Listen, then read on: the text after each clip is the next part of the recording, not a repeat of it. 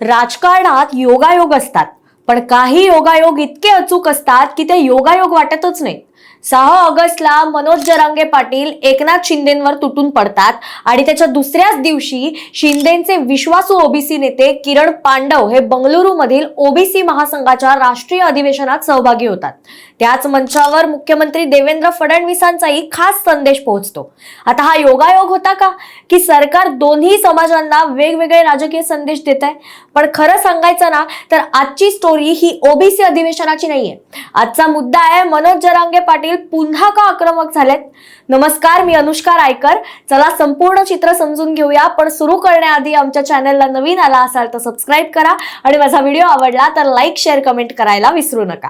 मनोज जरांगे यांच्या पत्रकार परिषदेकडे जर आपण नीट पाहिलं तर त्यांच्या नाराजीचा केंद्रबिंदू फक्त राजकारण नव्हता, मुख्य मुद्दा होता कुणबी प्रमाणपत्रांचा। गेल्या काही दिवसात अशी प्रकरणं समोर आली ज्यामध्ये मराठा उमेदवारांना यापूर्वी मिळालेली कुणबी प्रमाणपत्र जात पडताळणीच्या प्रक्रियेदरम्यान तांत्रिक कारणांमुळे अवैध ठरवल्याचं समोर आलं। त्यामुळे अनेक विद्यार्थी आणि उमेदवारांमध्ये संभ्रमाचं वातावरण निर्माण झालं आणि इथेच जरांगे हे आक्रमक झाले। त्यांचं म्हणणं आहे की सरकारने एकीकडे कुणबी नोंदींच्या आधारे प्रमाणपत्र दिली आणि दुसरीकडे त्याच प्रमाणपत्रांवरती प्रश्नचिन्ह निर्माण होऊ लागलं। त्यामुळे मराठा समाजामध्ये पुन्हा एकदा अस्वस्थता वाढताना दिसली। याच पार्श्वभूमीवर त्यांनी सरकारला डबल गेम केल्याचा आरोप केला। विशेषतः या आरोपांवरून जरांगे हे एकनाथ शिंदेंवरती घसरताना पाहायला मिळाले। शिंदेंचे प्रवक्ते हे जरांगे पाटलांच्या विरोधात त्यांच्या शिवसेना भवनात जाऊन बैठकी घेतात, त्यांच्या विरोधात कट रचतात आणि मराठा नेते असूनही मराठ्यांची बेईमानी करतात असे आरोप त्यांनी शिंदेंवरती लावले। त्यांनी हे देखील म्हणायला कमी केलं नाही की एकनाथ शिंदे तुमच्या गद्दारीचा डाग आम्ही पुसणार होतो, पण तुम्ही धोका दिला। ज्या शिंदे साहेबांसाठी आम्ही निवडणुकांमध्ये काम केलं, त्यांना पाठिंबा दिला, ते उपकारांची अशी परतफेड करतील असं वाटलं नव्हतं, असं सुद्धा त्यांनी म्हटलं। आता मनोज जरांगे पाटील हा संपूर्ण प्रकरणात बावनकुळे, मुख्यमंत्री फडणवीस यांच्यावर सुद्धा आरोप लावतायत। बावनकुळे यांच्यावर तर त्यांनी आरोप केलाय की त्यांनीच पत्र रद्द करण्यासाठी जाहीर केलं आणि त्याचे फोन कॉल सुद्धा लावले। त्यामुळे पुन्हा एकदा जरांगे हे महायुती सरकारच्या विरोधात उभे राहिलेले आपल्याला पाहायला मिळाले। आता दुसरी घटना पाहूया। जरांगे यांनी सरकारवरती टीका करत असतानाच बंगळुरू मध्ये राष्ट्रीय ओबीसी महासंघाचं अधिवेशन होतं। तिथे शिंदे गटाचे नेते किरण पांडव यांची उपस्थिती होती आणि मुख्यमंत्री देवेंद्र फडणवीसांचाही संदेश वाचून दाखवण्यात आला। हा कार्यक्रम आधीपासूनच ठरलेला असू शकतो, पण राजकारणात प्रत्येक मंच हा एक राजकीय संदेशही असतो। एका बाजूला मराठा समाजाच्या मागण्यांवरती चर्चा सुरू आहे, तर दुसऱ्या बाजूला सरकार ओबीसी समाजासाठी सुद्धा संवाद कायम ठेवत असल्याचं चित्र दिसतंय। यामुळे जरांगे यांची नाराजी आणखीन वाढली का, आता असा प्रश्न विचारला जातोय। मात्र इकडे एक गोष्ट महत्त्वाची लक्षात घ्यावी लागेल, मनोज जरांगे पाटील हे एकनाथ शिंदे, फडणवीस आणि महायुती सरकार विरोधात एवढे आक्रमक का होत आहेत?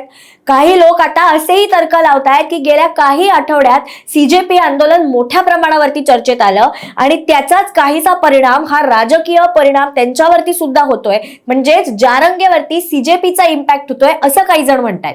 विद्यार्थी, पेपरफुटी आणि भरती प्रक्रियेतील प्रश्नांवर या आंदोलनाने लक्ष वेधलं होतं, सीजेपीच्या आंदोलनाने। आणि काही राजकीय विश्लेषकांच्या मते राज्यात विविध जन आंदोलनं एकाच वेळेला सक्रिय होत आहेत।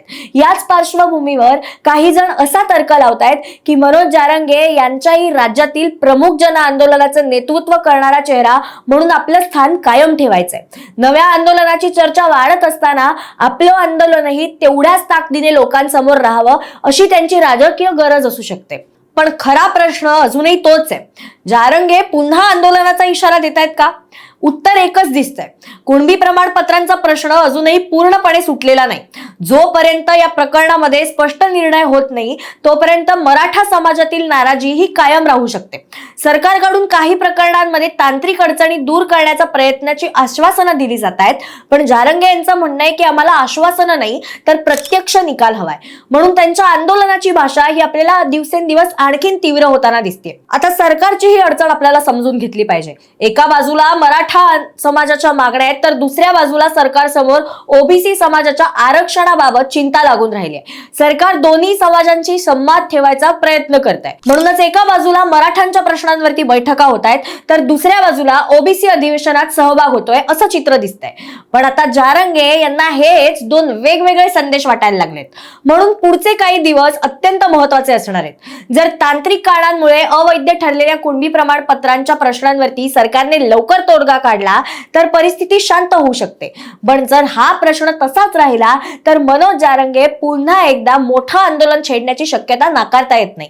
कारण सध्याच्या घडीला त्यांच्या नाराजीचं केंद्र राजकीय समीकरण नाहीये तर कुणबी प्रमाणपत्रांच्या प्रश्नांवर मराठा समाजात निर्माण झालेली अस्वस्थता आहे. बाकी राजकीय घटना, ओबीसी अधिवेशन, विविध आंदोलनं आणि बदलती समीकरणं ही या सगळ्या चित्रातली इतर तुकडे असू शकतात.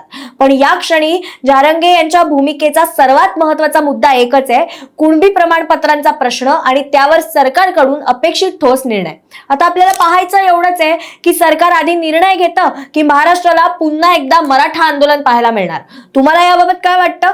सरकार हा प्रश्न वेळेत सोडवेल का की राज्यात आपल्याला पुन्हा एकदा आंदोलनाची ठिणगी पाहायला मिळणार आहे? तुमचं मत कमेंट्स मध्ये नक्की सांगा.